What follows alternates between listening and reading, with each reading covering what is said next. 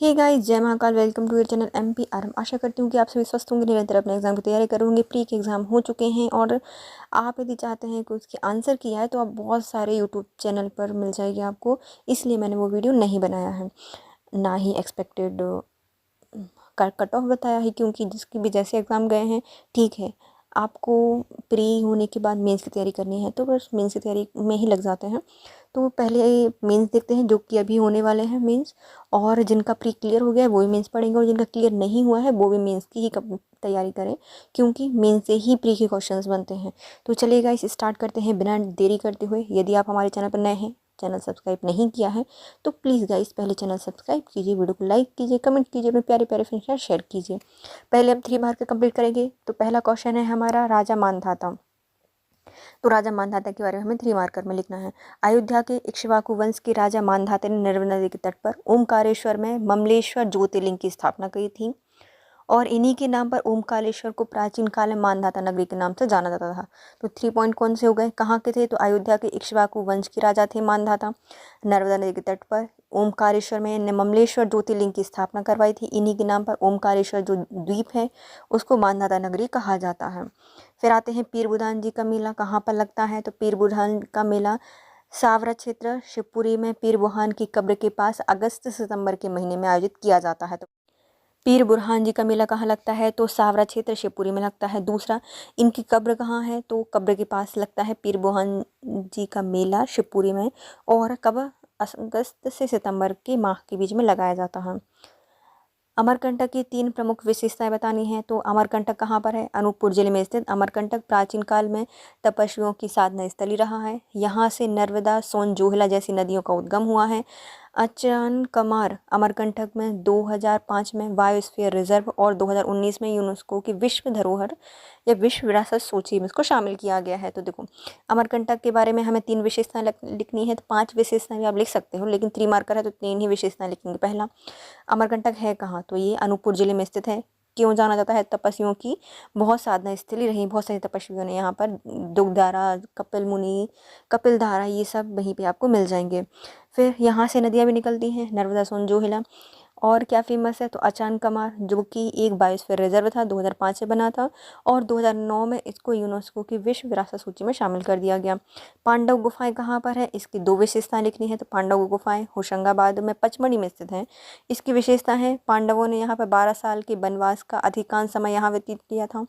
यहाँ पर इन्होंने 5 मणि मतलब कुटी बनाई हुई है, इसी कारण से इसका नाम पचमढ़ी है। तो पांडव गुफाएं कहाँ हैं? पचमढ़ी होशंगाबाद में है।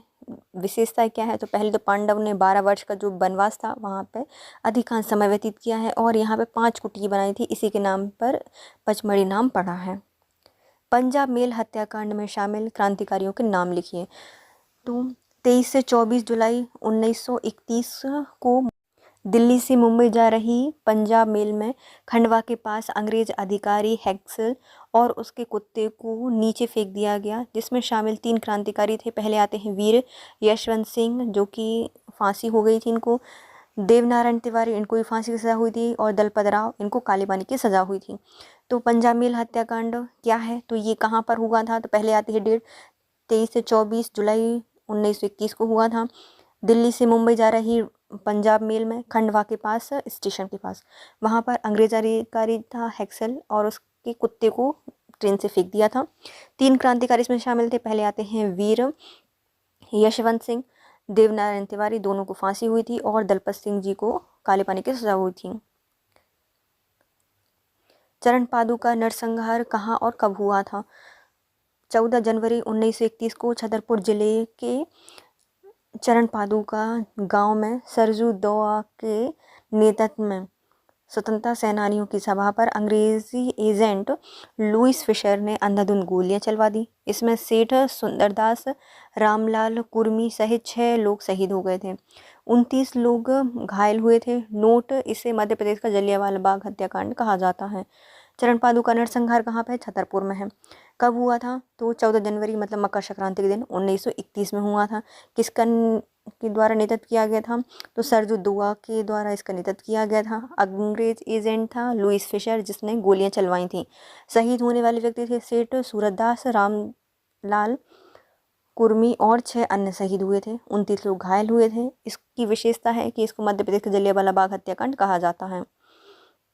चंदेरी का किला किस नदी के किनारे पर है और उसका निर्माण किसने करवाया था? चंदेरी का किला अशोकनगर जिले में बेतवा नदी के तट पर है। इसका निर्माण प्रतिहार नरेश कीर्तिपाल ने 11वीं शताब्दी में कराया था। 3 पॉइंट बहुत हैं। चंदेरी का किला कहाँ पर है? तो अशोकनगर में स्थित है, बेतवा नदी के तट पर स्थित है। निर्माण प्रतिहार नरेश कीर्तिपाल 11वीं शताब्दी में करवाया था इनके द्वारा। भोपाल रियासत की स्थापना कब और किसके द्वारा की गई थी? दोस्त मोहम्मद खान ने, रानी कमलापति और उनके पुत्र नरवर शाह जो कि गौड़ शासक थे, उनकी मृत्यु उपरांत 1723 में या 24 में भोपाल राज्य की स्थापना की थी दोस्त मोहम्मद खान के द्वारा। भोपाल राज्य की स्थापना का श्रेय जाता है दोस्त मोहम्मद खान को। कब की थी? तो रानी कमलापति जो कि गौड़ शासिका थी और उनका पुत्र नरवर शाह की मृत्यु के बाद इसने भोपाल की स्थापना की थी 1723 से 1724 में। इससे पहले यदि आता है तो मतलब जो प्राचीन भोपाल है वो राजा भोज के द्वारा बसाया गया था, लेकिन जो वर्तमान है या जो अभी देखा जा सकता है वो किसने बसाया था? दोस्त मोहम्मद खान ने। पगलिया चित्रकला क्या है? तो पगलिया यह निमाड़ की एक लोक चित्रकला है जिसमें शिशु के जन्म पर शुभ संकेत का लेखांकन किया जाता है। इसमें लाल गुलाबी रंग के कागज पर सुंदर बॉर्डर बनाकर फूल पत्ती का आलेखन किया जाता है। तो पागल्या क्या है? तो बच्चे पागल मतलब खुशी से पागल हो जाते हैं। तो पहले जो शिशु होता है, निवाड़ अंचल का ये चित्रकला है जिसमें शिशु के जन्म पर शुभ संकेत बनाए जाते हैं, उनका लेखांकन किया जाता है। कैसे? लाल और गुलाबी रंग से कागज पर बॉर्डर बनाकर फूल पत्तियों से चित्र बनाए जाते हैं, पागल्या चित्रलेखन। ठाकुर रणमत सिंह कौन थे? तो जगदीशपुर के कुंवर सिंह के मंत्री ठाकुर रणमत सिंह मूलतः वघेल क्षत्रिय थे जो कि 1857 की क्रांति में अपने महत्वपूर्ण योगदान के लिए जाने जाते हैं। तत्कालीन समय में वे नौगांव छावनी के कप्तान थे जिनके नाम पर रीवा के ठाकुर रणमत सिंह स्टेडियम बनाया गया है। तो ठाकुर रणमत सिंह कौन थे? तो इनके 3 पॉइंट कौन कौन से? पहले आते हैं जगदीशपुर के जो कुंवर सिंह थे उनके मंत्री थे ठाकुर रणमत सिंह क्षत्रिय, वघेल क्षत्रिय थे। इन्होंने क्रांति कौन सी की है? 1857 की क्रांति में इन्हें योगदान दिया था और उस समय ये नौगांव छावनी के कप्तान थे। इन्हीं के नाम पर रीवा में ठाकुर रणमत सिंह स्टेडियम बनाया गया है। वैरायटा गायन क्या है? तो पहला आता है क्षेत्र। तो बुंदेलखंड की मुख्य कथा गायन शैली है। इसके मुख्य रूप से महाभारत की कथाओं के साथ साथ अनेक ऐतिहासिक चरित्र लोक नायकों की कथा गाई जाती है। यह धार्मिक त्योहार पर रात्रि बेला में गाया जाता है। तो वैरायटा गायन क्या है? तो यह बुंदेलखंड का एक प्रमुख गायन है, कथा गायन है। इसमें महाभारत की कथाएं, अनेक ऐतिहासिक चित्र लोक कलाओं की कथाएं गाई जाती हैं और धार्मिक त्योहारों पर रात्रि में ये गाया जाता है। जय विलास पैलेस ग्वालियर में स्थित सिंधिया परिवार की वर्तमान निवास स्थल या संग्रहालय है। निर्माण जयाजीराव सिंधिया ने 1874 में किंग एडवर्ड के आगमन पर करवाया था। तो वर्ड आ रहा था इंग्लैंड से उड़ता हुआ, कहाँ पर उतरा? ग्वालियर में। तो बन गया क्या? ग्वालियर पैलेस या जयविलास पैलेस। किसने बनवाया था? जयाजीराव सिंधिया की द्वारा बनवाया गया था 1874 में। वास्तुकार थे इसके माइकल फिलिप और इसकी शैली है मुख्यतः इटालवी है या इटालियन शैली में ये बना है।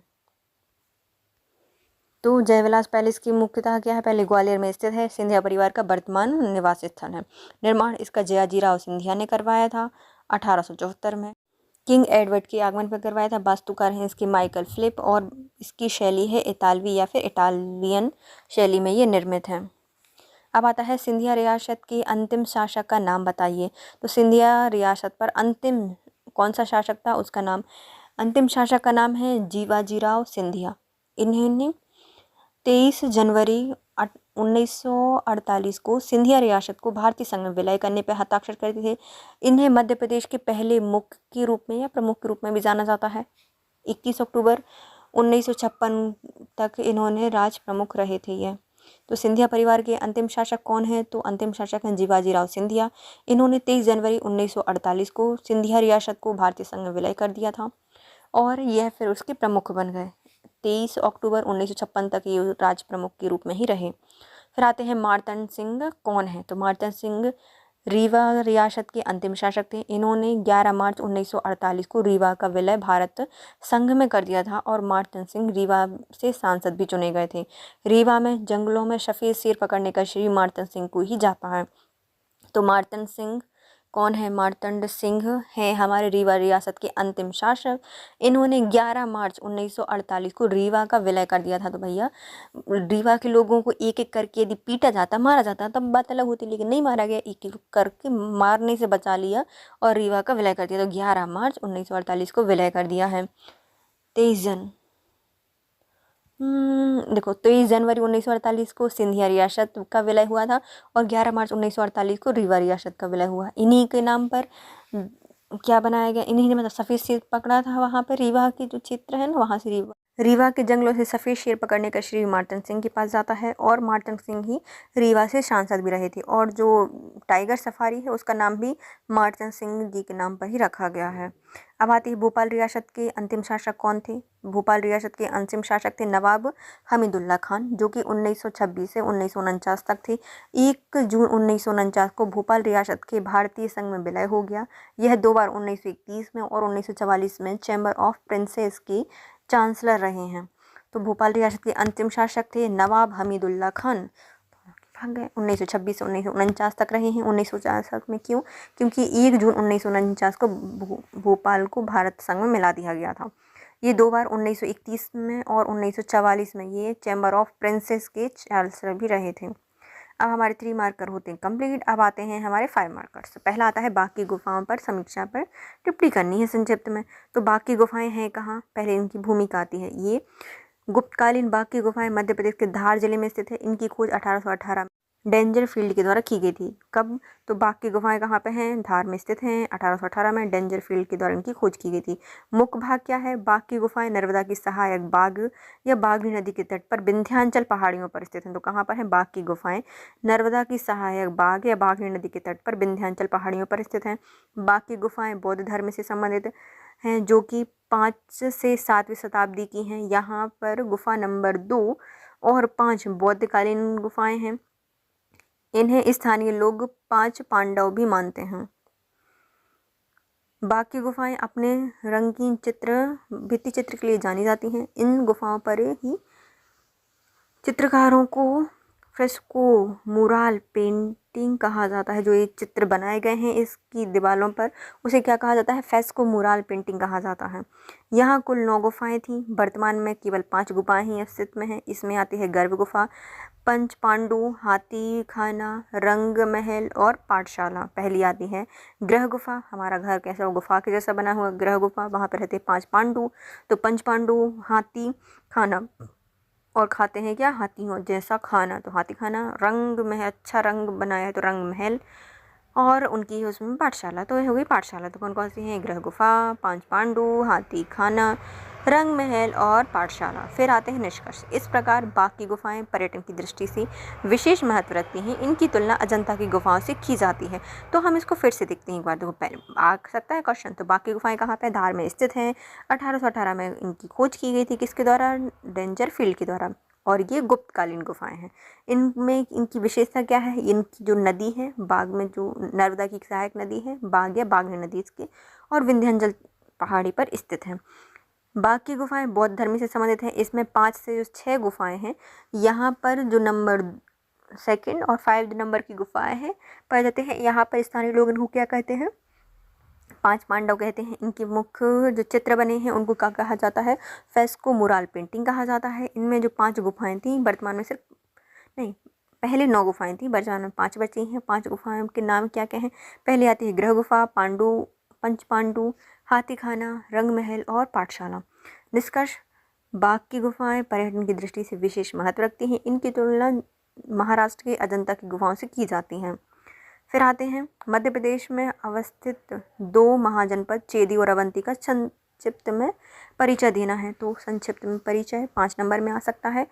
अलग अलग भी पूछे जा सकते हैं, इसमें एक में पूछा गया है तो हमारा ठीक ही है, कंप्लीट हो जाएगा। भूमिका क्या थी? 6वीं शताब्दी में अंगुत्तर निकाय एवं भगवती सूत्र में 16 जनपदों का उल्लेख मिलता है, जिनमें से मध्य प्रदेश में 2 महाजनपदें अवस्थित थी। पहली आती है अवंती जनपद और दूसरी आती है चेदी महाजनपद। अवंती महाजनपद यह पौराणिक ग्रंथों के अनुसार माहिष्मति के है वंश के प्रतापी शासक कीर्तिवीर सहस्त्र अर्जुन के प्रपौत्र अवंती ने अवंती राज्य की स्थापना की थी। अवंती महाजनपद का भौगोलिक दृष्टि से विस्तार नर्मदा नदी की घाटी से मानधाता नगरी ओमकारेश्वर से लेकर महेशमती जो कि महेश्वर उज्जैन सहित संपूर्ण निवाड़ और मालवा क्षेत्र में विस्तृत था। अवंती महाजनपद की दो राजधानियां थी, उज्जैनी जो कि उत्तरापद की थी और माहिष्मती जो कि दक्षिणापद की थी। चेदी महाजनपद की स्थापना कौशिक चेदी ने की थी। चेदी महाजनपद का विस्तार सामान्यतः आधुनिक महाकौशल बघेलखंड और बुंदेलखंड और आसपास के क्षेत्र में विस्तृत है। चेदी महाजनपद का सबसे पड़ोसी जनपद वत्स या फिर ग्वालियर था। चेदी महाजनपद की राजधानी शक्तिमती थी जो कि केन नदी के तट पर स्थित थी। इस प्रकार मध्य प्रदेश में दो महाजनपद अवस्थित थी। इनके साक्ष्य आज भी हमें यहाँ से अदागदा प्राप्त होते रहते हैं। तो दो महाजनपद जो कि मध्य प्रदेश में थी, उनका वर्णन लिखना है संक्षिप्त में। तो हमें जानकारी कहाँ से मिलती है? 6वीं शताब्दी में अंगुत्तर निकाय और भगवती सूत्र से हमें 16 जनपदों का उल्लेख मिलता है। इनमें से दो हमारे मध्य प्रदेश में थी। पहली आती है अवंती जनपद और दूसरी आती है चेदी महाजनपद। अवंती जनपद में क्या है? तो पौराणिक ग्रंथों के अनुसार माहिष्मती के जो है शासक या है वंश के प्रतापी शासक थे कीर्तिवीर सहस्त्रबाहु अर्जुन। इनके प्रपौत्र अवंती राज के द्वारा उसके अवंती ने अवंती राज्य की स्थापना की थी। भौगोलिक दृष्टि से देखें तो इसका विस्तार नर्मदा घाटी में मानधाता नगरी ओमकारेश्वर से लेकर माहिष्मती महेश्वर एवं उज्जैन एवं संपूर्ण निवाड़ मालवा क्षेत्र में स्थित था। अवंती महाजनपद की दो राजधानियां थी, एक उज्जैनी और दूसरी माहिष्मती। उज्जैनी थी उत्तरापद की, माहिष्मती थी दक्षिणापद की। चेदी महाजनपद इसकी स्थापना कौशिक चेदी ने की थी। चेदी महाजनपद का विस्तार सामान्यतः कहाँ पे? पूरा महाकौशल पे था, संपूर्ण बघेलखंड पे था और बुंदेलखंड के आसपास के क्षेत्रों में था। चेदी महाजनपद का सबसे पड़ोसी जनपद था वत्स जो कि ग्वालियर में स्थित था। चेदी महाजनपद की राजधानी शक्तिमती थी। शक्तिमती केन नदी के तट पर थी। चेदी वंश का एक शासक का नाम मिलता है शिशुपाल, जिसकी हत्या किसने की थी? कृष्ण जी के द्वारा की गई थी। अब आता है इस प्रकार मध्य प्रदेश में दो महाजनपद थी। इसके साक्ष्य आज भी हमें मिलते रहते हैं। फिर आते हैं मांडू के भवन का संक्षिप्त में टिप्पणी करनी है। मांडू के भवन भूमिका विंध्याचल की पहाड़ियों में स्थित मांडू शताब्दियों से अनेक हिंदू मुस्लिम शासकों के अधीनस्थ रहा है। इनमें कई भवन निर्माण कराए गए हैं जो कि इस प्रकार हैं। मुख्य भूमिका है रानी रूपमती का महल। मांडू के किले में अंतिम किनारे पर स्थित इस भवन को बाज बहादुर और रानी रूपमती की प्रेम कथाओं का प्रतीक माना जाता है। पहाड़ी की चोटी पर बने इससे गलियारे से रानी रूपमती नीचे बहती नर्मदा नदी के दर्शन करती थी। जहाज महल, यह महल जहाजनुमा आकृति में बना हुआ है और जो कि बहुत खूबसूरत इमारत है।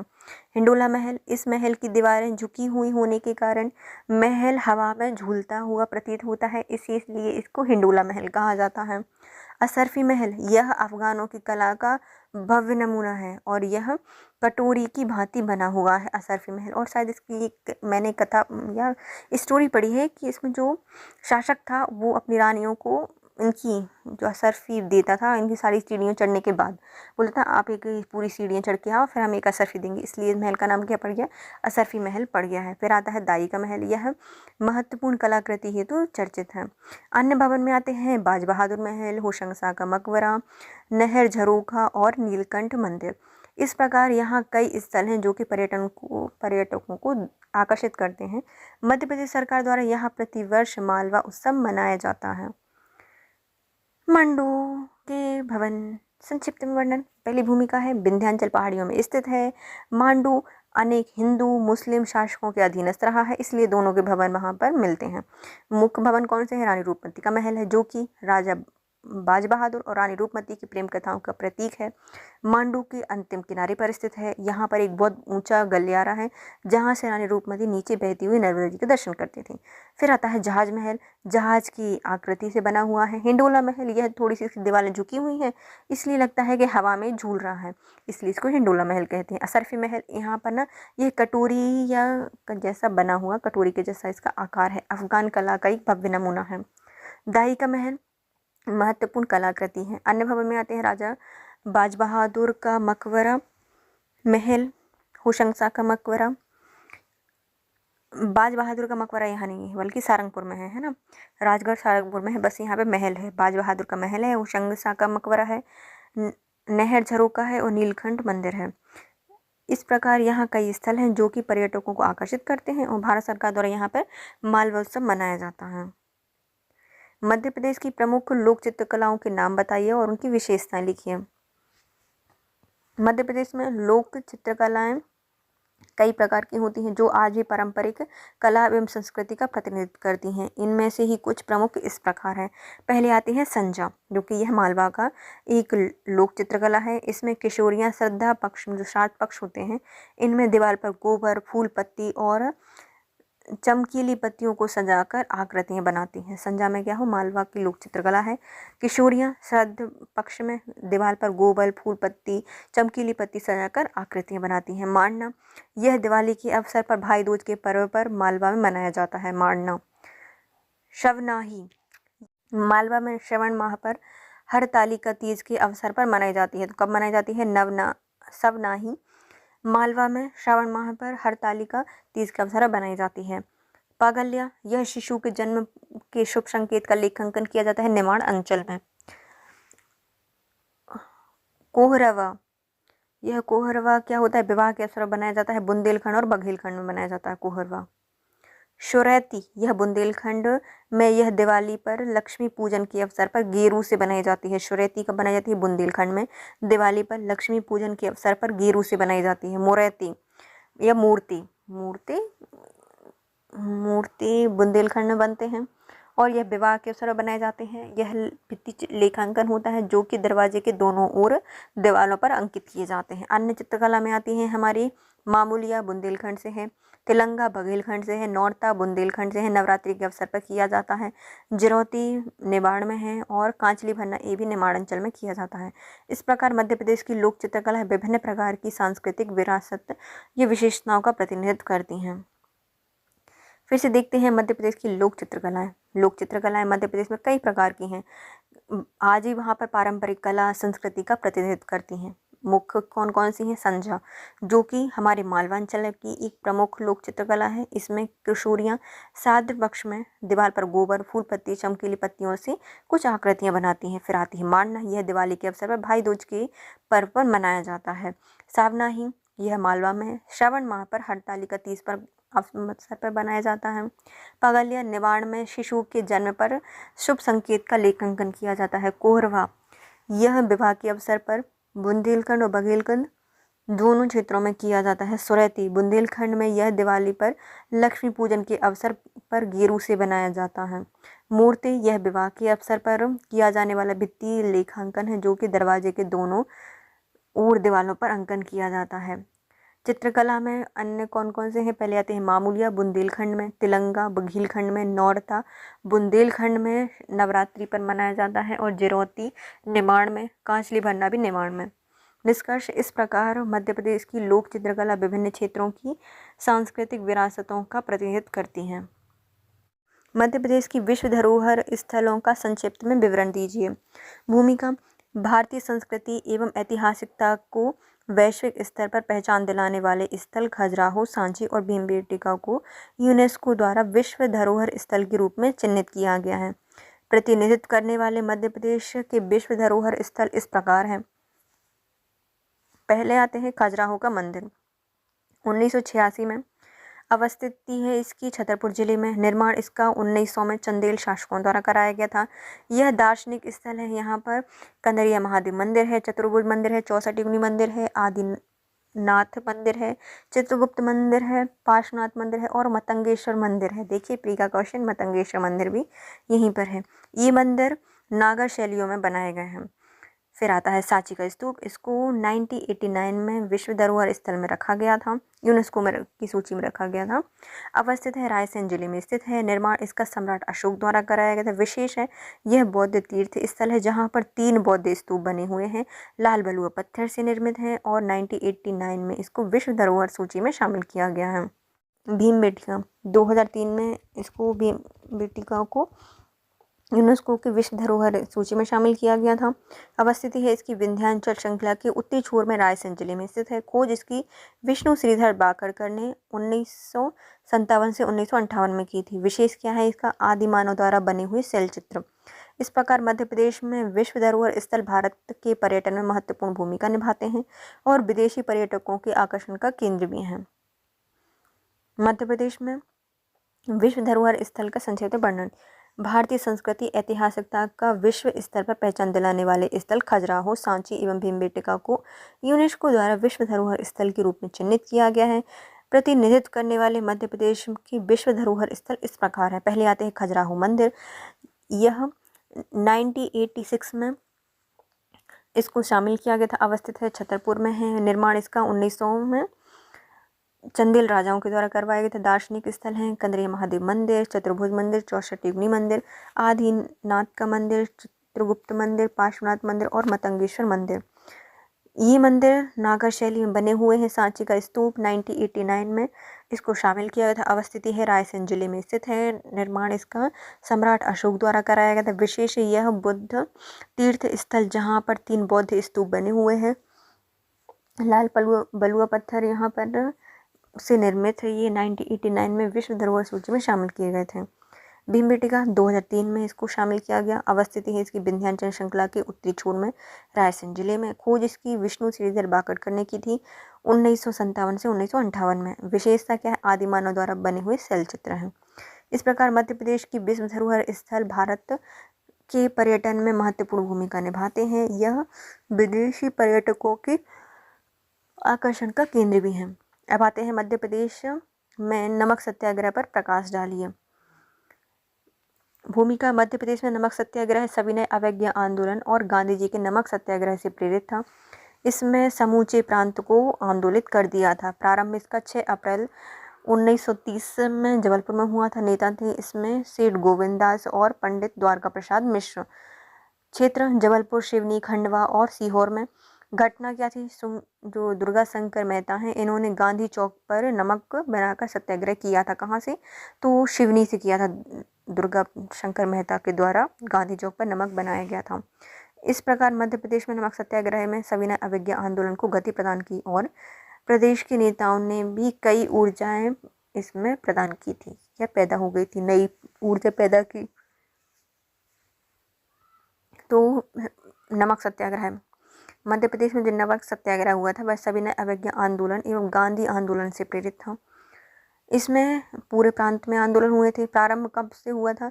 6 अप्रैल 1930 से जबलपुर से। प्रमुख नेताओं के नाम आते हैं सेठ गोविंददास, पंडित द्वारका प्रसाद मिश्र, दुर्गा शंकर मेहता। जबलपुर, सिवनी, खंडवा, सीहोर वाले क्षेत्र में हुआ था। प्रमुख घटना में से आती है दुर्गा शंकर मेहता जी ने गांधी चौक पर नमक बनाकर नमक सत्याग्रह किया था। मध्य प्रदेश में नमक सत्याग्रह में सविनय अवज्ञा आंदोलन को गति प्रदान की थी और प्रदेश में नेताओं में नई ऊर्जा प्रदान की थी। बघेल रियासत की स्थापना से संबंधित संक्षिप्त परिचय दीजिए। बघेल मुख्यतः चालुक्य थे, गुजरात के सोलंकी वंश से संबंधित थे। बघेलखंड के ऐतिहासिक स्रोतों से व्यागदेव को बघेल वंश का आदि पुरुष कहा जाता है। व्यागदेव का पुत्र कर्णदेव और कर्णदेव के पुत्र थे भीषलदेव एवं विशलदेव। मुख्य भाग क्या है इसके? 13वीं शताब्दी के पूर्वार्ध में कालिंजर भरम एवं लोधी वंश के राजाओं के मध्य सीमा विवाद में व्यागदेव ने भर राजाओं का सहयोग किया और लोधी वंश के राजाओं की हत्या कर दी। इससे प्रसन्न होकर भर जाति के राजाओं ने गहोरा का क्षेत्र विशलदेव को सौंप दिया, जबकि विशलदेव गुजरात लौट आए। इस प्रकार 1236 में विशलदेव ने गहोरा में बघेल वंश के राज्य की स्थापना की।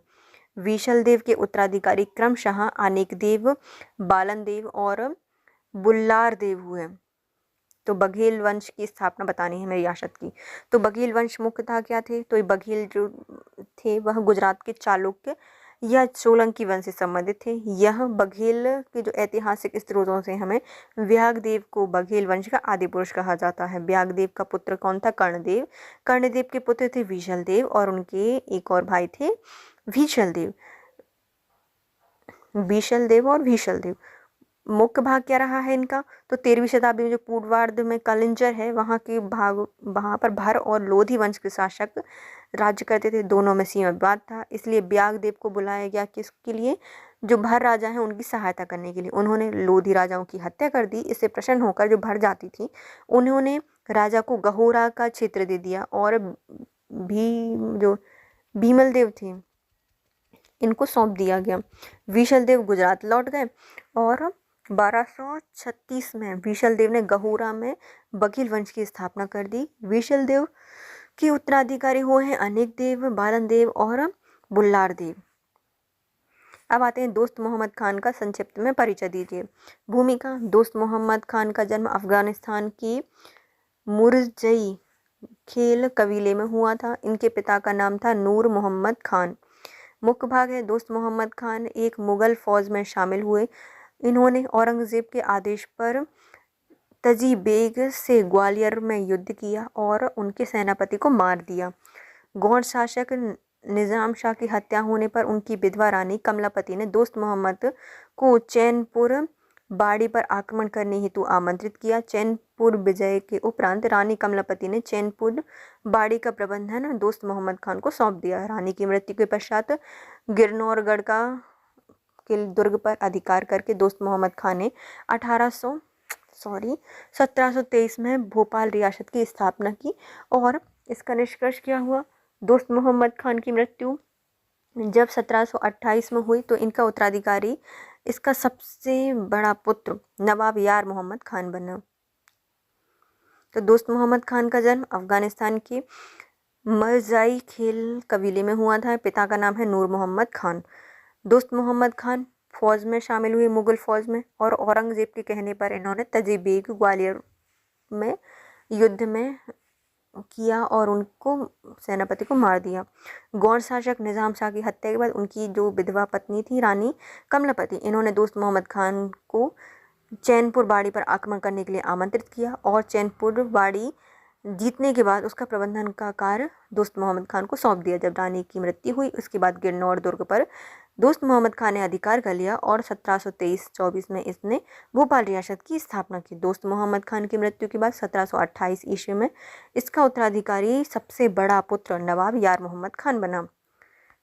अब आते हैं रानी दुर्गावती के पराक्रम का संक्षिप्त वर्णन कीजिए। रानी दुर्गावती ने अपने 14 वर्ष के शासन के दौरान अपने राज्य की सीमाओं को आछून रखते हुए कई आक्रमण को विफल कर दिया और गौरवशाली पराक्रम का परिचय दिया। मुख्य भूमिका रही है। रानी दुर्गावती के विरुद्ध प्रथम आक्रमण अफगान सरदारों द्वारा किया गया था, जिसमें रानी की सेना ने बुरी तरह पराजित किया था। द्वितीय आक्रमण मालवा के सूबेदार सुजात खां के पुत्र बाज बहादुर द्वारा किया गया। इनमें वह पराजित हुआ और रण क्षेत्र छोड़कर भाग गया। तीसरा आक्रमण मुगल सेनापति एवं कड़ा मानिकपुर के मुगल सूबेदार अशरफ खां के द्वारा किया गया था।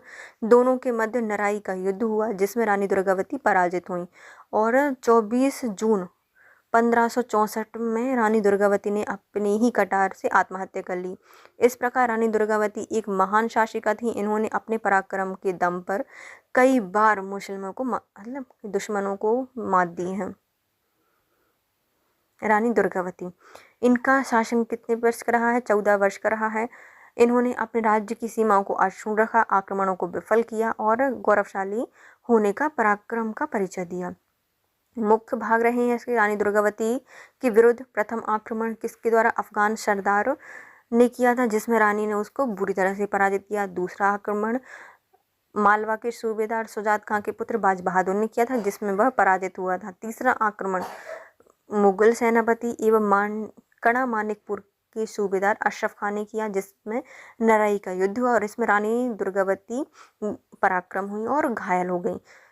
24 जून 1564 में रानी दुर्गावती ने अपनी ही कटार से आत्महत्या कर ली। इस प्रकार रानी दुर्गावती एक महान शासिका थी। इन्होंने अपने पराक्रम के दम पर कई बार दुश्मनों को मात दी है। बुंदेलखंड के प्रमुख लोक नृत्य बताइए।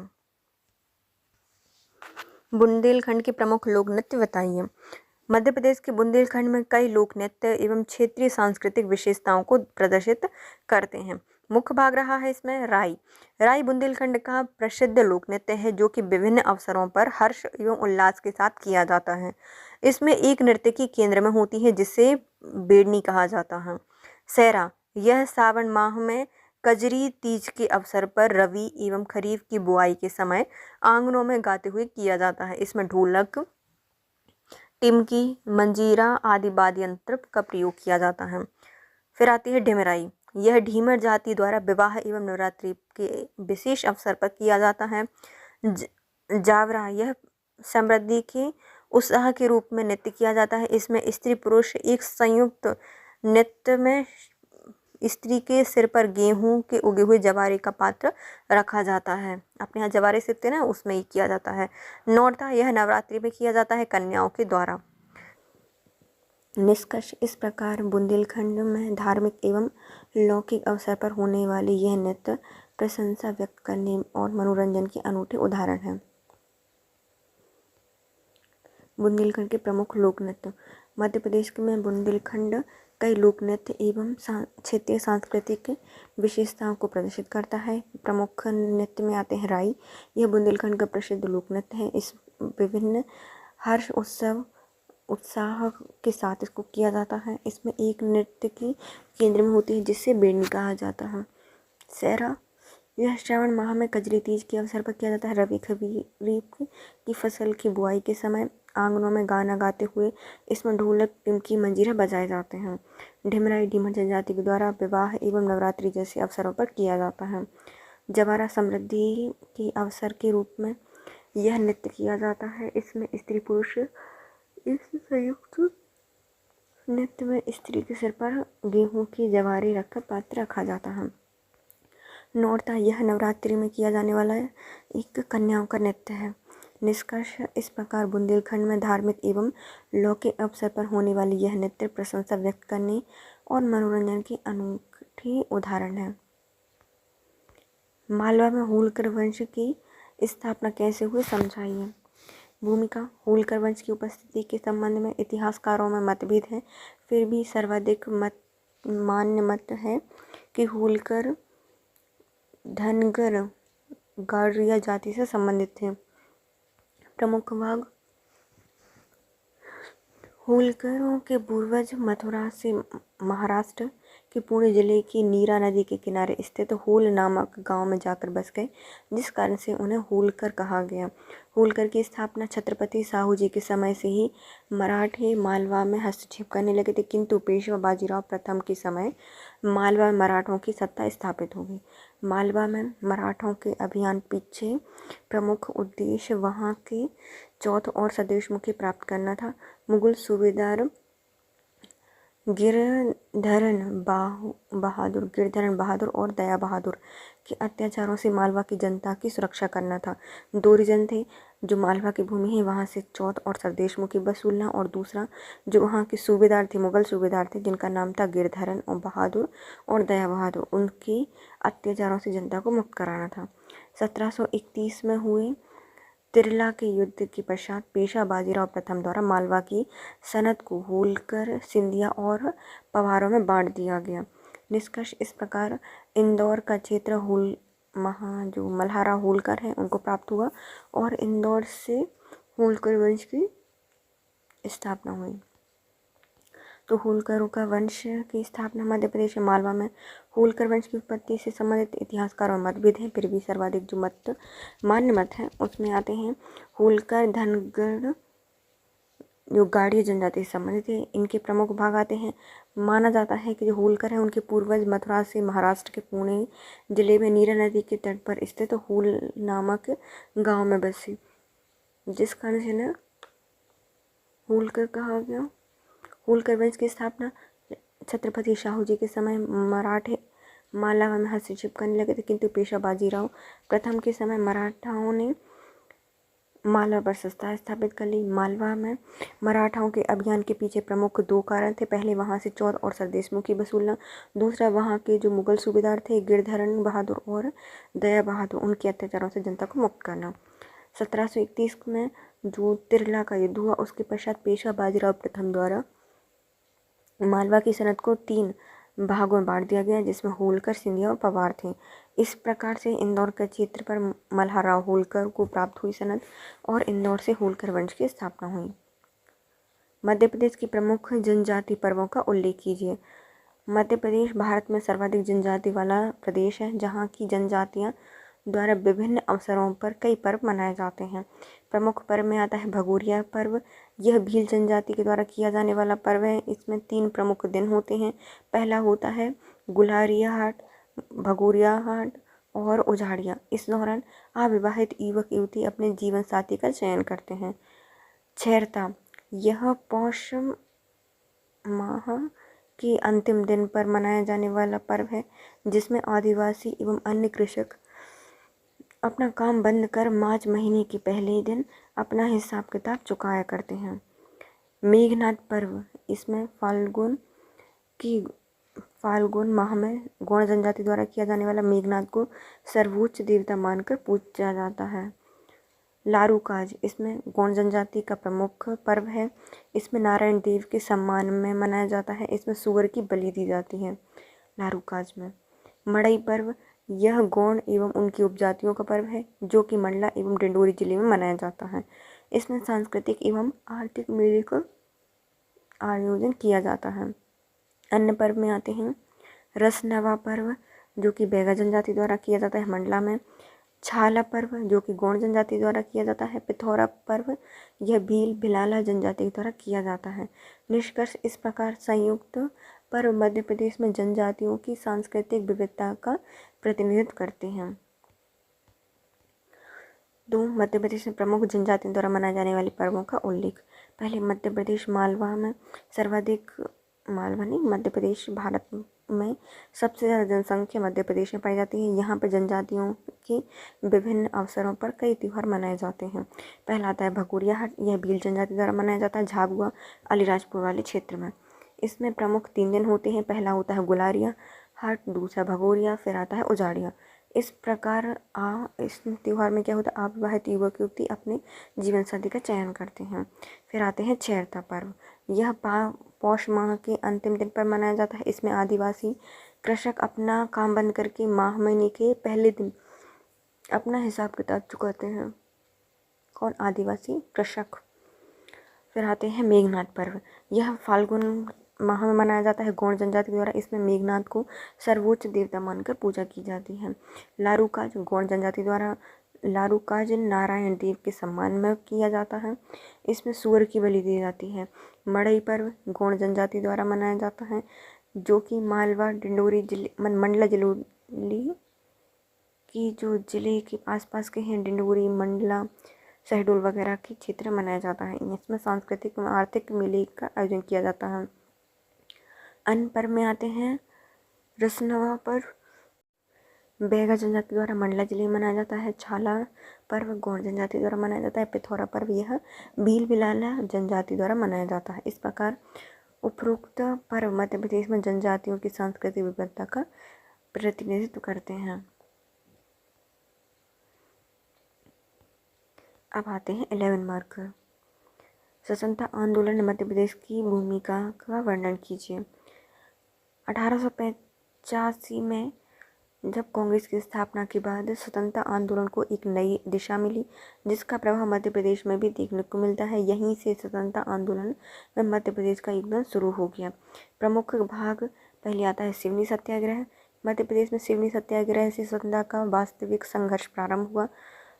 1916 में सिवनी के कुछ सत्याग्रहियों ने अंग्रेज सरकार की नीतियों के विरुद्ध संघर्ष किया था।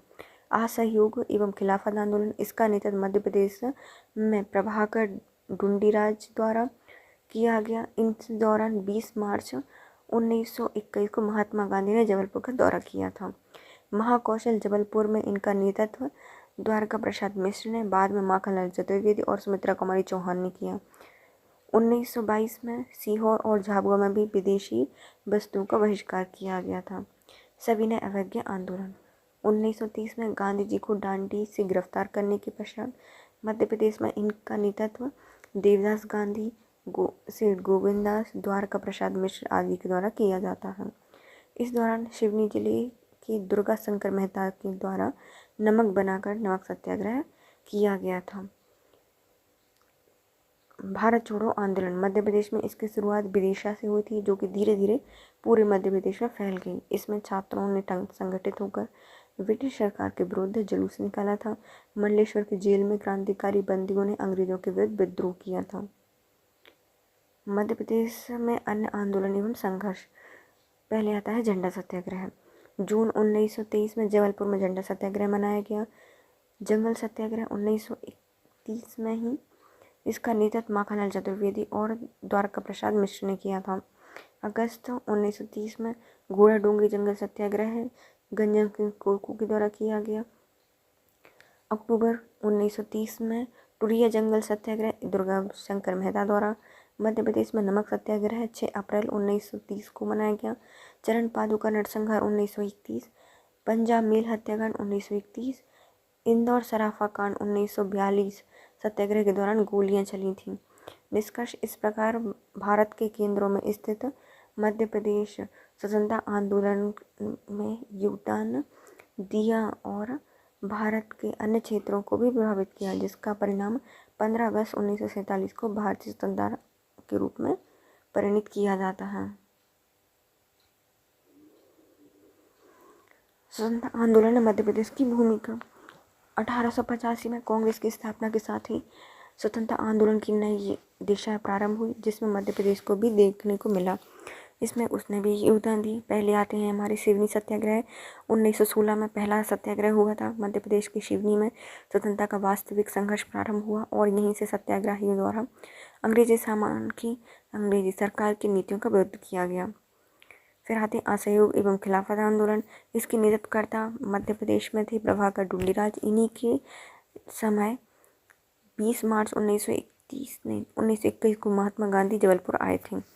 महाकौशल जबलपुर में इनका नेतृत्व द्वारका प्रसाद मिश्र, माखनलाल चतुर्वेदी और सुमित्रा कुमारी चौहान ने। 1922 में सीहोर में झाबुआ में विदेशी वस्तुओं की होली जलाई गई थी, बहिष्कार किया गया था। सविनय अवज्ञा आंदोलन 1930 में गांधी जी को डोंडी में गिरफ्तार करके दिया गया। मध्य प्रदेश में भी इसका आंदोलन प्रारंभ हुआ।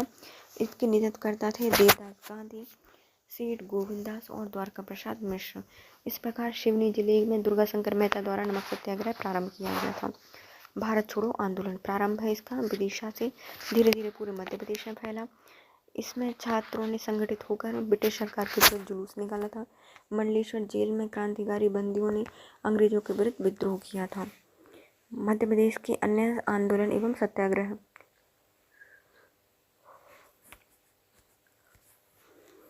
मध्य प्रदेश के अन्य आंदोलन एवं सत्याग्रह। झंडा सत्याग्रह जून 1923 में हुआ, जबलपुर में झंडा दिवस में मनाया जाता है। जंगल सत्याग्रह 1930 में प्रारंभ हुआ। इसका नेतृत्व माखनलाल चतुर्वेदी और द्वारका प्रसाद मिश्र ने। 1930 में ही घोड़ा डोंगरी हुआ, जंगल सत्याग्रह जिसमें गंजन सिंह कुरकू थे। 1930 अक्टूबर में टुरिया जंगल सत्याग्रह दुर्गा शंकर मेहता के नेतृत्व किए।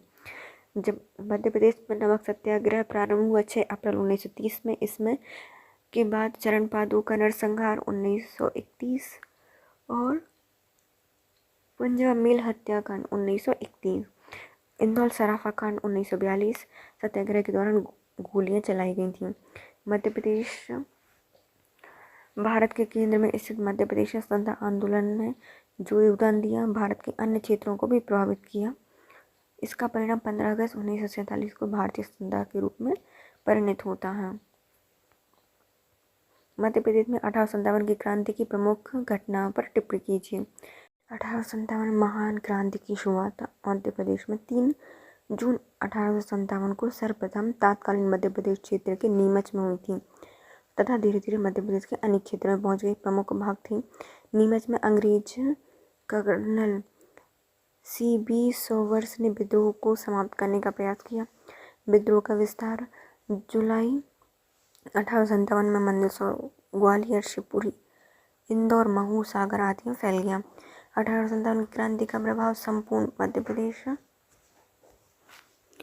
1857 की क्रांति का प्रभाव संपूर्ण मध्य प्रदेश में नर्मदा सागर क्षेत्र, महाकौशल, बघेलखंड, बुंदेलखंड और भोपाल रियासत के अंतर्गत देखा गया था। मध्य प्रदेश में इंदौर, महू क्षेत्र में विद्रोह का नेतृत्व शहादत खां, वंश गोपाल और भागीरथ सिलावट ने किया था।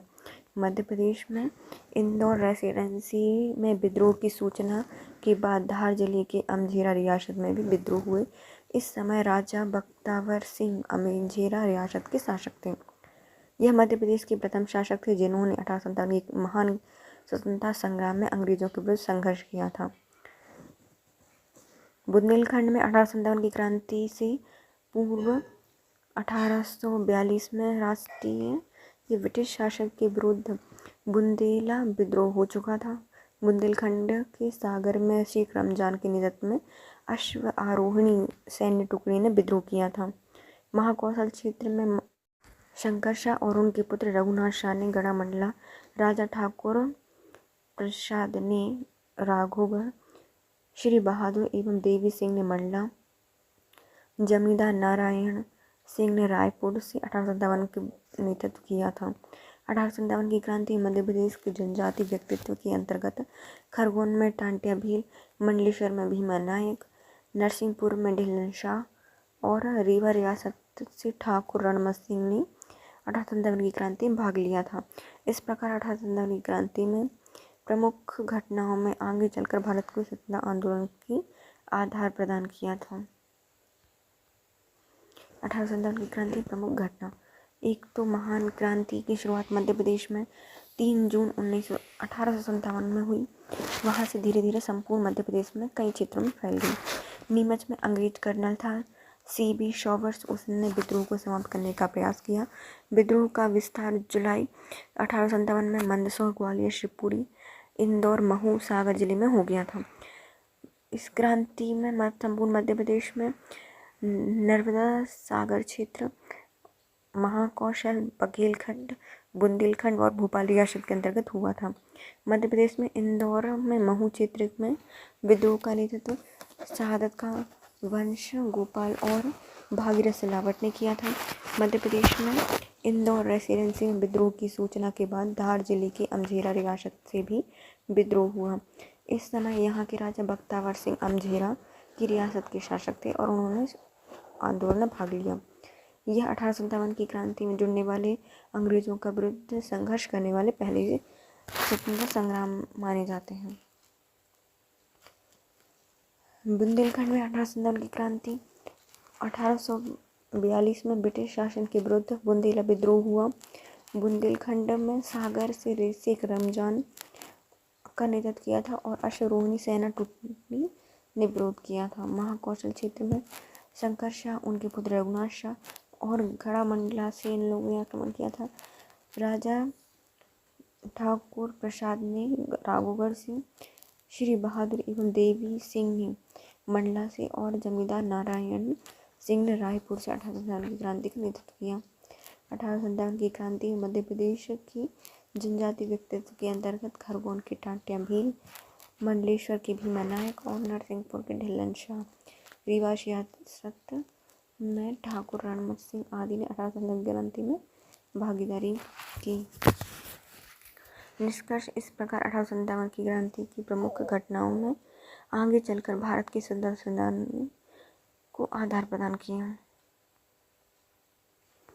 मध्य प्रदेश की प्राचीन कालीन साहित्यकारों का संक्षिप्त परिचय देते हुए उनकी रचनाओं का उल्लेख कीजिए। मध्य प्रदेश में प्राचीन समय से ही साहित्य सृजन की दृष्टि से अत्यंत समृद्ध रहा है। यह प्रदेश संस्कृत भाषा के महान साहित्यकार महाकवि कालिदास, भर्तृहरि एवं भावभूति की जन्मस्थली एवं कर्मस्थली रहा है। प्राचीन कालीन साहित्यकार, पहले आते हैं कालिदास। संस्कृत साहित्य के मधुर्ण कवि कालिदास भारत में नहीं बल्कि विश्व में श्रेष्ठतम कवियों में गिने जाते हैं। इनकी रचनाएं हैं, 2 महाकाव्य लिखे हैं, 3 नाट्य लिखे और 2 खंड काव्य लिखे हैं। फिर आते हैं इनकी प्रमुख रचनाओं में आती हैं कुमार संभवम, कालिदास की प्रथम महाकाव्य है जिसमें पार्वती शिव का विवाह और कार्तिकेय जन्म की बातें लिखी हैं।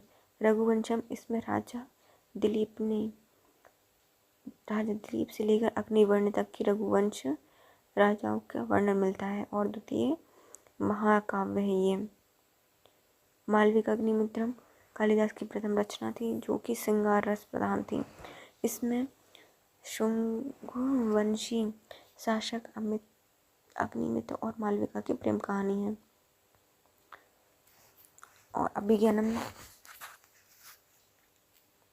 शकुंतलम, अभिज्ञान शकुंतलम, इसमें कालिदास जी की दूसरी रचना है। इसमें राजा दुष्यंत के बारे में बताया गया है और वन में रहने वाली एक परिपत्य ऋषि पुत्री शकुंतला से प्रेम करने का वर्णन मिलता है।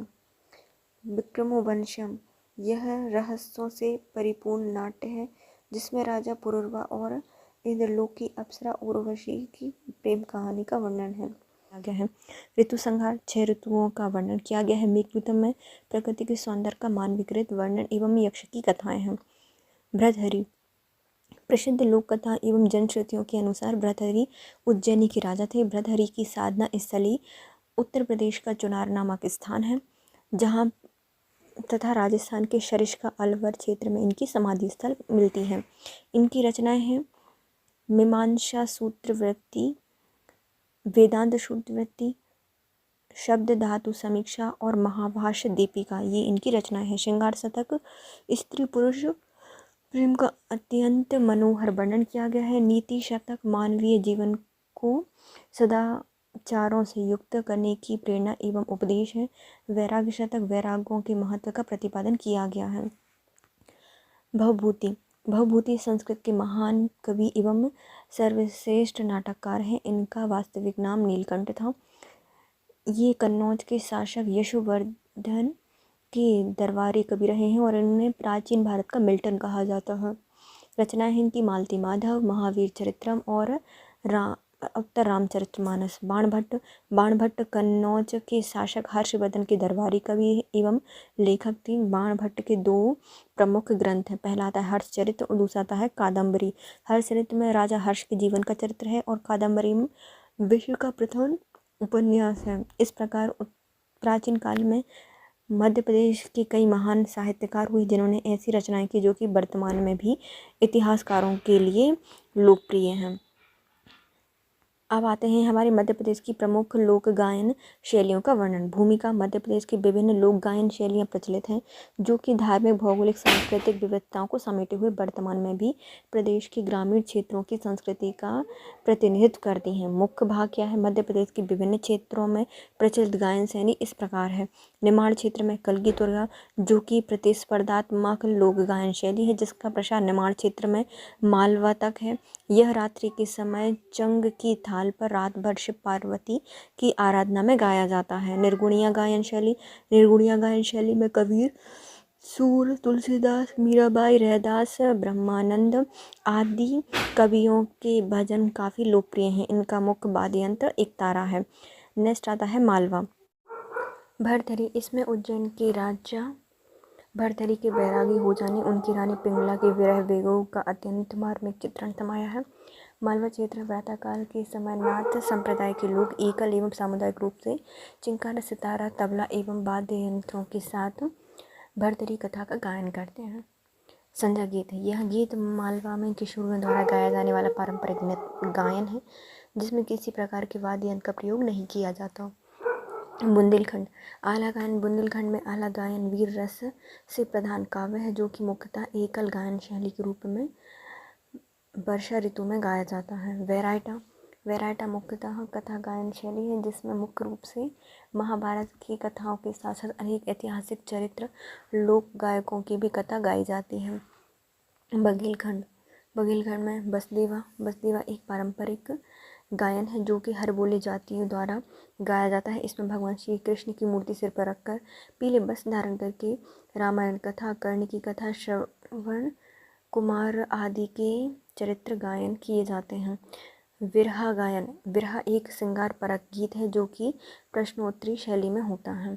अन्य गायन शैली में निमाड़, इसमें मासण्या, मायाखो, गरबा, नागपंथी और संत सिंगा जी के गायन गाए जाते हैं। मालवा में बरसाती वार्ता होती है और हीड़ गायन की जाती है। बरसाती वार्ता और हीड़ गायन। बुंदेलखंड में जगदेव की पुआरा गाई जाती है। भोला गीत, बम्बुलिया, देवारी गायन और फाग गायन किया जाता है। बघेलखंड में पिड़वानी पंडवानी गायन किया जाता है और बांस गीत गाए जाते हैं। पंडवानी गीत और बांस गीत। निष्कर्ष इस प्रकार मध्य प्रदेश की गायन शैलियों ने अपने विषय वस्तु एवं गायन तरीके के लिए मध्य प्रदेश में ही नहीं बल्कि भारत में अपनी विशिष्ट पहचान बनाई है। नेक्स्ट आता है भोपाल रियासत की बेगमों का संक्षिप्त परिचय देते हुए उनके द्वारा किए गए लोक कल्याणकारी कार्यों का वर्णन कीजिए। भोपाल रियासत की स्थापना दोस्त मोहम्मद खान ने 1723 से 1724 में की थी, लेकिन आगे चलकर ये रियासतें बेगमों के कल्याणकारी कार्यों के लिए प्रसिद्ध हुई। भोपाल की बेगमें और उनके जन कल्याणकारी कार्य। मुख्य भाग में आते हैं कुदैशिया बेगम। पहली कुदैशिया बेगम नवाब गौस मोहम्मद की पुत्री थी। नवाब नज़र मोहम्मद खान की मृत्यु के पश्चात भोपाल के पॉलिटिकल एजेंट मेजर हेनले ने रियासतों की शक्ति गौहर बेगम कुदैशिया बेगम को सौंप दी। कुदैशिया बेगम ने पर्दा प्रथा का परित्याग किया और भोपाल रियासत में नवीन सुधारों का युग प्रारंभ हुआ। इन्होंने भोपाल के जल स्रोतों का निर्माण कराया, भोपाल शहर में पानी की पाइपलाइन बिछवाई, पाइपलाइन स्टेशन का निर्माण करवाया और इस कार्य के लिए जर्मन इंजीनियरों को राज्य में नियुक्त किया। इसमें डेविड कुक नामक इंजीनियर प्रमुख था। क्या है, कुदैशिया बेगम ने मुख्यतः देखो क्या काम करा है। पहले तो पुत्री थी गौस मोहम्मद खान की। इनके पति का नाम था नवाब नज़र मोहम्मद खान। इनकी मृत्यु के पश्चात ये भोपाल के जो पॉलिटिकल एजेंट थे मेजर हेनली, इन्होंने क्या किया, रियासतों की सारी शक्तियाँ कुदैशिया बेगम को दे दी। इनने पर्दा प्रथा का परित्याग किया और भोपाल रियासत में नवीन सुधार के युग प्रारंभ कर दिया। जल स्रोतों का निर्माण करवाया, पाइपलाइन बिछवाई और पाइपलाइन स्टेशन का निर्माण करवाया। कई इंजीनियरों को नियुक्त किया, जर्मन इंजीनियर को नियुक्त किया, जिनमें आते हैं डेविड कुक भी एक प्रमुख इंजीनियर थे। फिर आते हैं नवाब सिकंदर जहां बेगम। यह कुदैशिया बेगम की पुत्री थी। इनके काल को भोपाल रियासत का स्वर्णकाल कहा जाता है। जहांगीर का काल तो सिकंदर जहां बेगम का काल, तो ये क्या है, भोपाल रियासत का स्वर्ण युग है। रियासत की अर्थव्यवस्था सुधार हेतु नई कर प्रणाली लागू की। कर वसूलने के लिए 50 घुड़सवार 50 पैदल अधिकारियों की नियुक्ति की, साथ ही सैन्य शक्तियों में भी सुधार किया। आधुनिक अदालतों की स्थापना की, जिसके तहत न्यायाधीशों और वकील नियुक्त किए गए। न्याय हिंदू मुस्लिम नियमों के अनुसार होता था। हिंदू एवं मुस्लिमों के लिए अलग अलग अदालतें और अस्पतालों का भी निर्माण, मतलब कानून व्यवस्था भी, अदालत बनवाई होगी, न्यायाधीश थे, उनके लिए वकील अलग से नियुक्त किए जाते हैं। वैसे ही उनके लिए अस्पतालों का निर्माण भी करा है। क्या शिक्षा के क्षेत्र में विशेष प्रयास किए, मुख्यतः लड़कियों और महिलाओं के लिए शिक्षा पर विशेष ध्यान दिया। तो जो सिकंदर जहां बेगम थी, उनकी समय को क्या कहा जाता है, स्वर्ण काल कहा जाता है भोपाल रियासत की। इनकी माँ का नाम था कुदैशिया बेगम। इन्होंने पहले तो स्वर्ण काल बनाने के कर की ज़रूरत होती है, तो इन्होंने नई कर प्रणाली लागू की और कर वसूलने के लिए इन्हें 50 घुड़सवार 50 पैदल अधिकारियों की नियुक्ति की और अदालतें बनवाई, अस्पताल बनवाए। अदालतों में भी अलग अलग न्यायाधीश और वकील नियुक्त किए जाते, जो कि हिंदू मुस्लिम न्याय के अनुसार, नियमों के अनुसार न्याय देते थे। शिक्षा व्यवस्था भी की, लड़की महिलाओं के लिए विशेष शिक्षा व्यवस्था का प्रावधान किया। फिर आती है शाहजहाँ बेगम। सिकंदर जहाँ बेगम की मृत्यु के पश्चात 1868 में इनकी पुत्री शाहजहाँ बेगम नवाब बनी। शाहजहाँ बेगम ने भू राजस्व सुधार करने के लिए राज्य को 4 क्षेत्रों में विभक्त कर दिया। इसमें भोपाल के निकटवर्ती गांवों में आवश्यकता पड़ने पर अनाज दिए जाने हेतु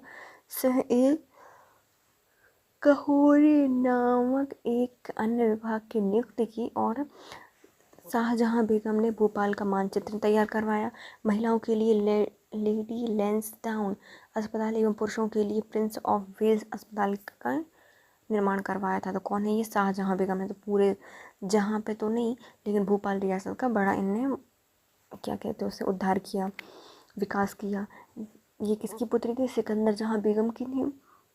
भूमि सुधार करवाए, 4 जिलों में विभक्त कर दिया अपने पूरे राज्य को।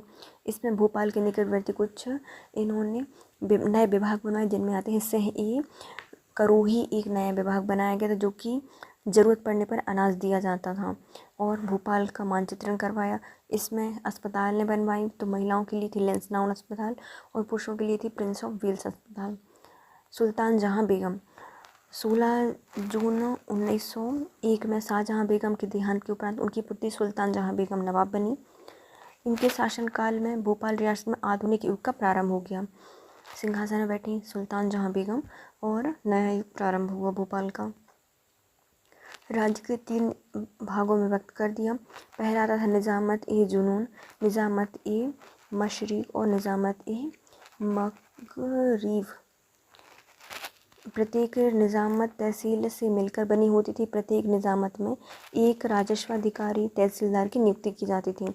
भूमि के लेखा जोखा एवं कृषकों की स्थिति में सुधार के लिए 1910 में एक कार्यालय की स्थापना कराई गई थी। सुल्तान जहाँ बेगम ने औद्योगिक विकास में अत्यधिक रुचि दिखाते हुए सूती वस्त्र एवं शक्कर कारखाने स्थापित किए थे। तो सुल्ताना या नया युग प्रारंभ हुआ। तो भोपाल रियासत का आधुनिक युग प्रारंभ हुआ सुल्तान जहाँ बेगम के समय से।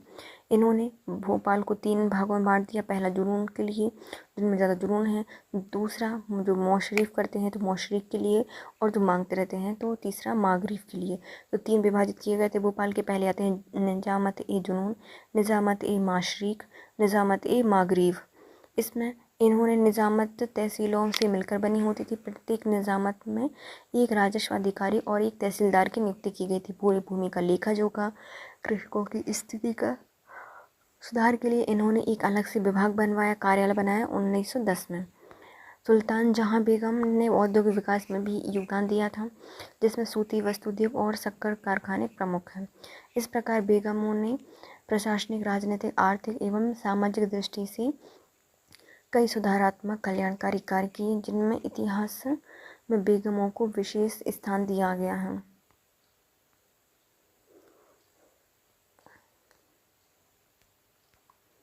अहिल्याबाई होलकर के प्रशासन का उल्लेख करती है। उनकी प्रमुख जन कल्याणकारी कार्यों का वर्णन कीजिए। अहिल्याबाई होलकर का जन्म 30 मई 1725 में महाराष्ट्र के चौंडी गांव में हुआ था। इनके पिता का नाम था मनकोजी सिंधी और माता का नाम था सुशीला।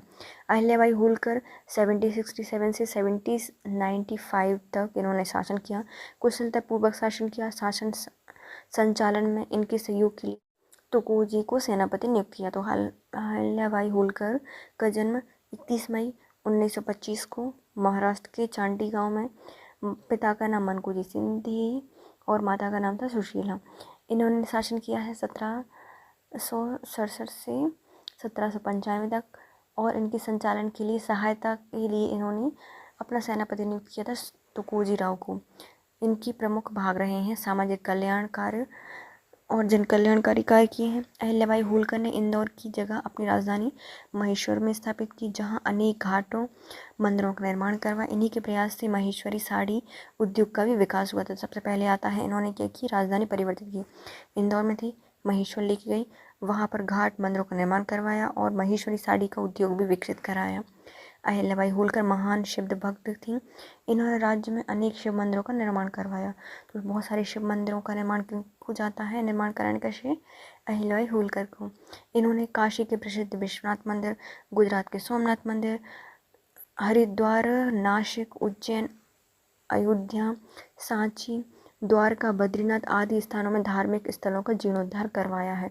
तो सब जितने विदेशी आगमन हुए, पूरे हिंदू मंदिर तो टूट गए, तो उनका जीर्णोद्धार कराने का श्रेय मोस्टली मंदिरों का जाता है अहिल्याबाई होलकर को।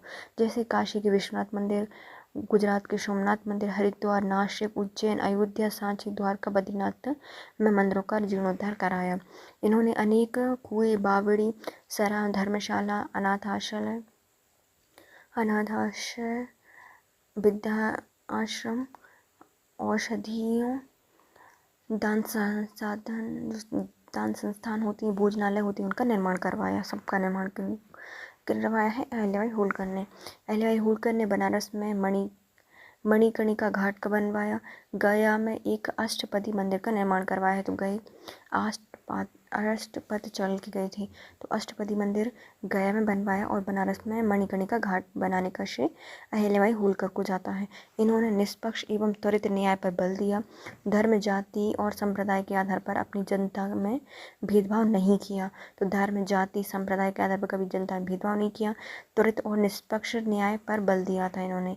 इस प्रकार अहिल्याबाई होलकर ने जन कल्याण हेतु अनेक कार्य करवाए। उनकी उन्हीं उपलब्धियों के कारण जनता उन्हें देवी के नाम से संबोधित करती है। फिर आते हैं सिंधिया रियासत के प्रमुख राजाओं का उल्लेख। सिंधिया मुख्य रूप से मराठा क्षत्रिय थे। इन्होंने ग्वालियर क्षेत्र में शासन स्थापित की थी, सफलतापूर्वक प्रशासन का संचालन किया। सिंधिया वंश में अनेक प्रतापी प्रभावशाली राजा हुए हैं। तो सिंधिया कौन थे?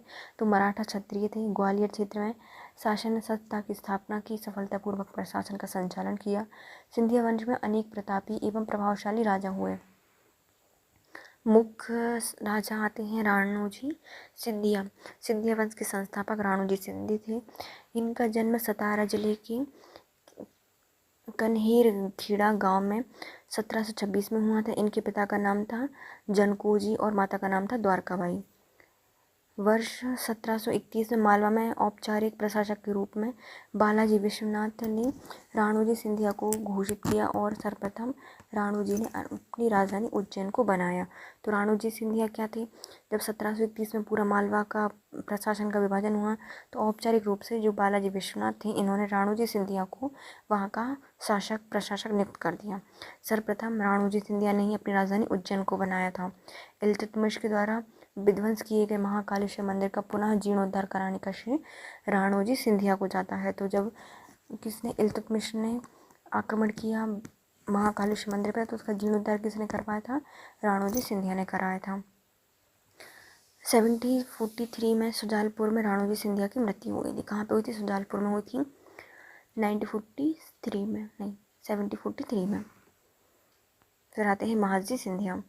वर्ष 1745 में राणोजी सिंधिया की मृत्यु के पश्चात सिंधिया वंश का सबसे प्रतापी राजा हुआ महादजी सिंधिया। महादजी सिंधिया ने पानीपत के तीसरे युद्ध में 1761 में बच गए थे। इनमें मराठा बुरी तरह से पराजित हुए थे। सबसे महान शासक हैं सिंधिया के महादजी सिंधिया। इसके बाद राणोजी सिंधिया के बाद यह गद्दी पे बैठे और जो पानीपत का तीसरा युद्ध हुआ था 1761 में, इसमें ये बच गए थे। पानीपत के तीसरे युद्ध के पश्चात ग्वालियर के किले पर महेठ के जाट सरदार लोकेंद्र सिंह ने अधिकार कर लिया, जिसे महादजी सिंधिया ने पुनः प्राप्त करने का प्रयास किया था। जैसे पानीपत की लड़ाई से ये लौट रहे थे तो देखा ग्वालियर के किले पर महेठ के जो जाट सरदार थे लोकेंद्र सिंह, उन्हें अधिकार किया था। तो उससे क्या उन ग्वालियर को पुनः प्राप्त करने का प्रयास किसने किया? महादजी सिंधिया ने किया। मुगल शासक शाह आलम द्वितीय ने महादजी सिंधिया को अपना वकील बनाकर सभी प्रशासनिक अधिकार प्रदान किए थे। इतने पराक्रमी थे तो इनको जो शाह आलम द्वितीय था उसने अपना वकील बनाया था महादजी सिंधिया को और प्रशासनिक अधिकार प्रदान किए थे। शाह आलम द्वितीय की सहायता से महादजी सिंधिया ने 1765 में ग्वालियर किले को पुनः प्राप्त करने में सफलता प्राप्त की थी। महादजी सिंधिया की किसके वकील थे? शाह आलम द्वितीय के थे। तो उसकी सहायता से ही इन्होंने ग्वालियर पर कब्जा कर लिया 1765 में। महादजी सिंधिया को सिंधिया वंश एवं राज्य का वास्तविक संस्थापक माना जाता है। 1794 में बनवाड़ी पूना के पास महादजी सिंधिया की मृत्यु हो गई। तो महादजी सिंधिया को सिंधिया वंश का वास्तविक संस्थापक माना जाता है और 1794 में बनवाड़ी के पास महादजी सिंधिया की मृत्यु हो गई थी। फिर आते हैं जयाजी राव। 1743 में जनकोजी सिंधिया की निसंतान राजा के रूप में मृत्यु हो गई। तत्पश्चात जनकोजी सिंधिया की विधवा रानी ताराबाई का दत्तक पुत्र जयाजीराव सिंधिया शासक बने। जयाजीराव सिंधिया के शासनकाल में ही 1857 की क्रांति हुई थी। जनकोजी सिंधिया कौन है? जयाजीराव सिंधिया।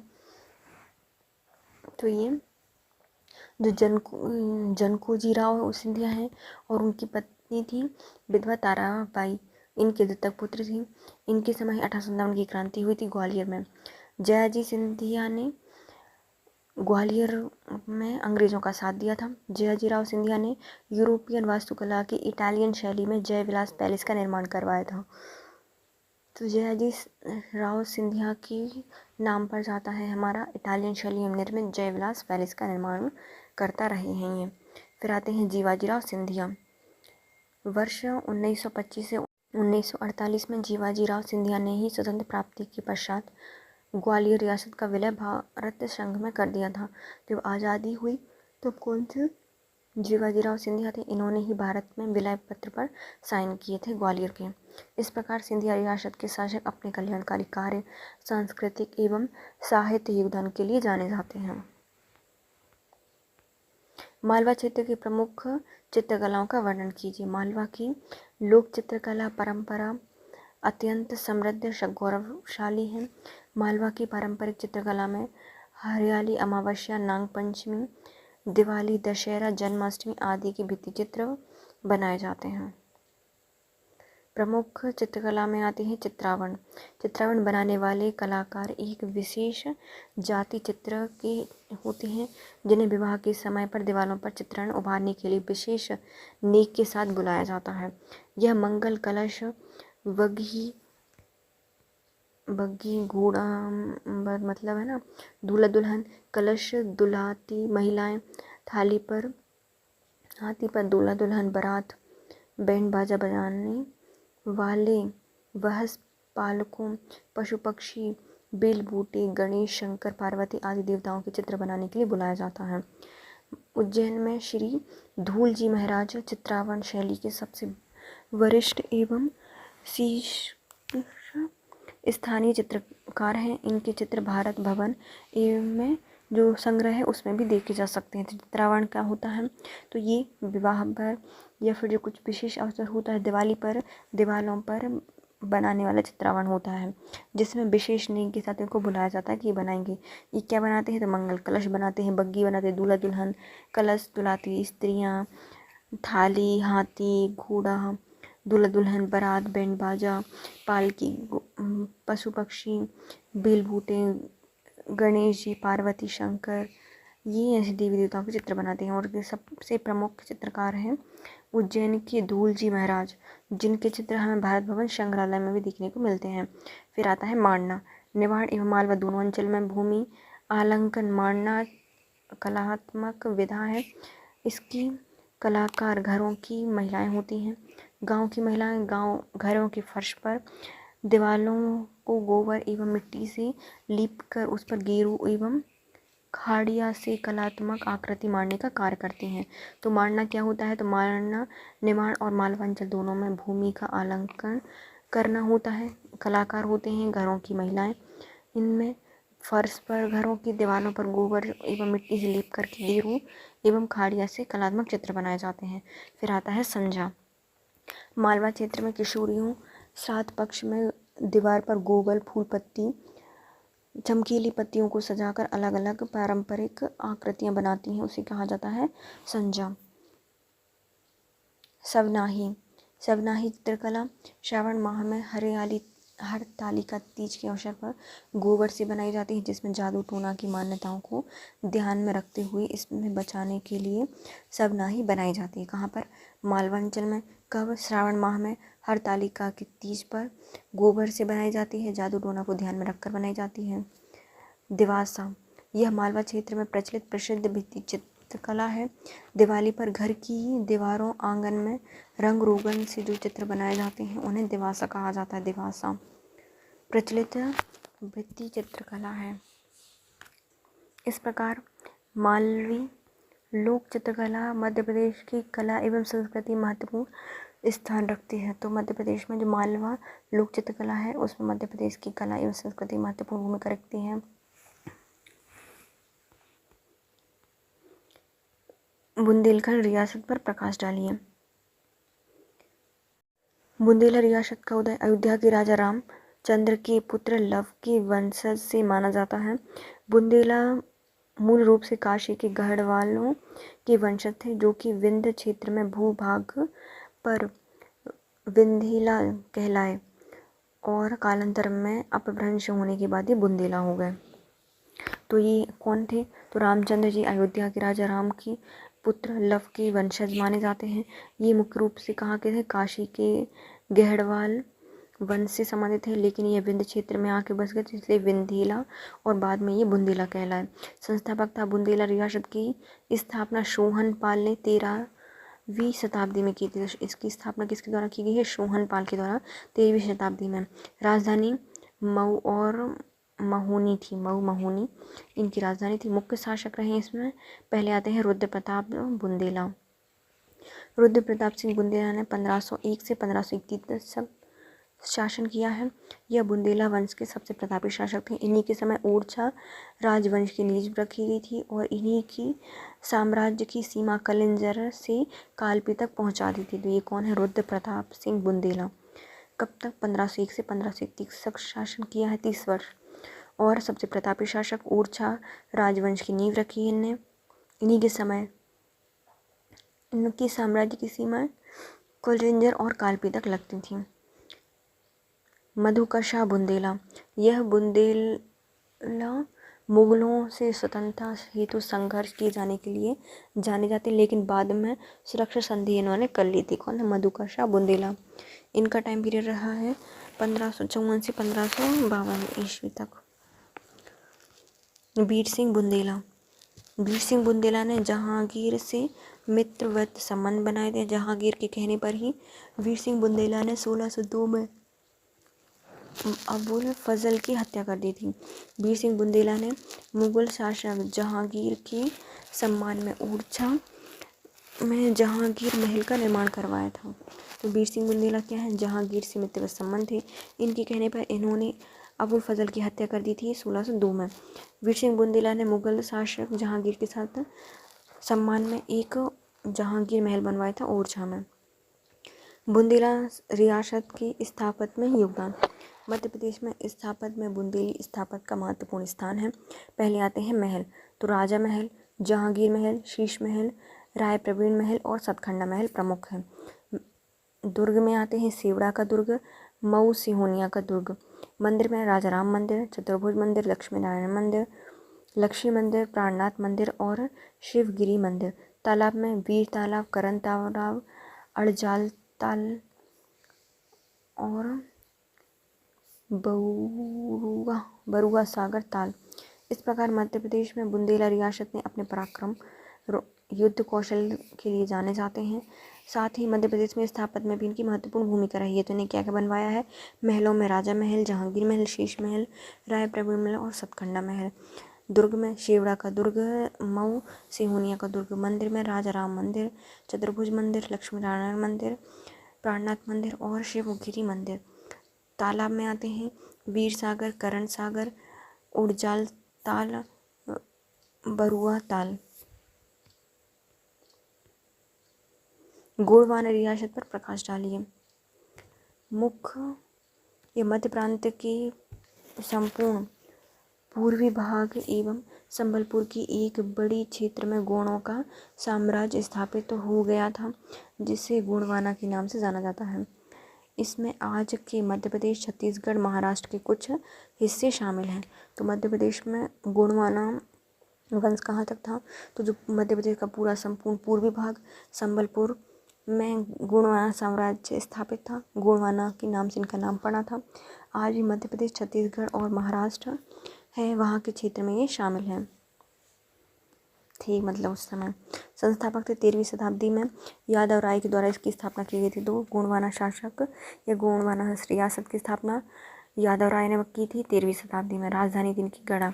जानकारी के स्रोत हमें मिल लेते हैं रामनगर अभिलेख, जो कि 6067 में मिला है। आईने अकबरी अबुल फजल की है और गणेश नेपवर्णम अभिलेख से और सेलिमेन के वृत्तांत से हमें जानकारी मिलती है। तो गोंडवाना वंश की जानकारी हमें मुख्यतः अभिलेखों से, जिसमें रामनगर अभिलेख से मिलती है, आईने अकबरी जो कि अबुल फजल की है, गणेश नेपवर्णम अभिलेख से और सेलिमेन के वृत्तांत से मिलती है। मध्य प्रदेश में विस्तार मंडला, नरसिंहपुर, जबलपुर, दमोह और डिंडोरी प्रमुख हैं। प्रमुख शासक संग्राम शाह, यह गौड़ वंश का सबसे प्रतापी शक्तिशाली शासक था। इसने अपने राज्य का विस्तार 52 गढ़ों तक कर दिया था। इसने रहतगढ़ का, सिंगौरगढ़ का, धामोनीगढ़ का, बैरागढ़, शाहगढ़ कोटा आदि का निर्माण करवाया था। संग्राम शाह सबसे प्रतापी और शक्तिशाली शासक, 52 गढ़ बनवाए थे। रहतगढ़, सिंगौरगढ़, धामोनीगढ़, बैरागढ़, शाहगढ़ कोटा महत्वपूर्ण रहा है। फिर है दलपत शाह। संग्राम शाह की मृत्यु के पश्चात दलपत शाह ने 1545 से 1550 तक 5 साल शासन किया। इनके बाद आती है रानी दुर्गावती। इन्होंने दलपत शाह की मृत्यु के उपरांत अपने पुत्र वीर नारायण की संरक्षिका के रूप में शासन किया। इन्होंने मालवा के शासक बाज बहादुर को पराजित किया था और 1564 में मुगल आक्रमण की में वीरता का सामना किया था।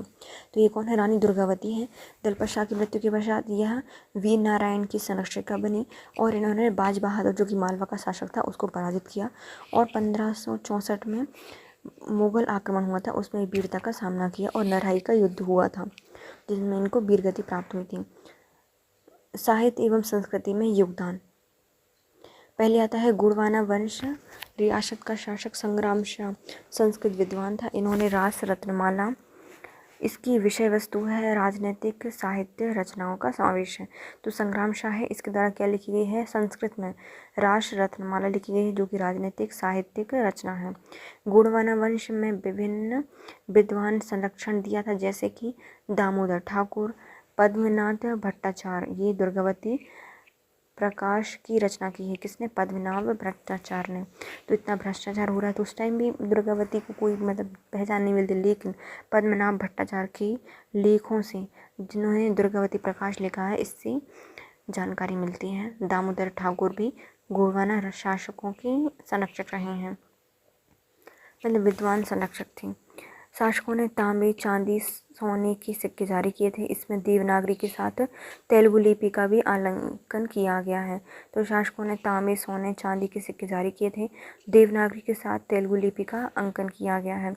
स्थापत्य में योगदान, मदन महल का निर्माण करवाया। संग्राम शाह सरोवर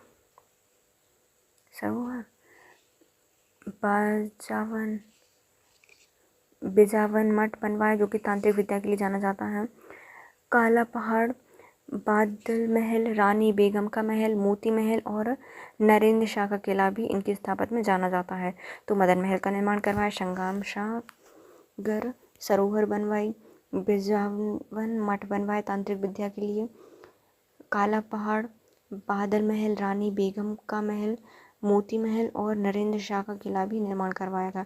इस प्रकार गोंडवाना रियासत मध्य प्रदेश के इतिहासों में महत्वपूर्ण स्थान रखती है। इसमें न केवल साहित्य संस्कृति बल्कि स्थापत्य में भी महत्वपूर्ण योगदान दिया है।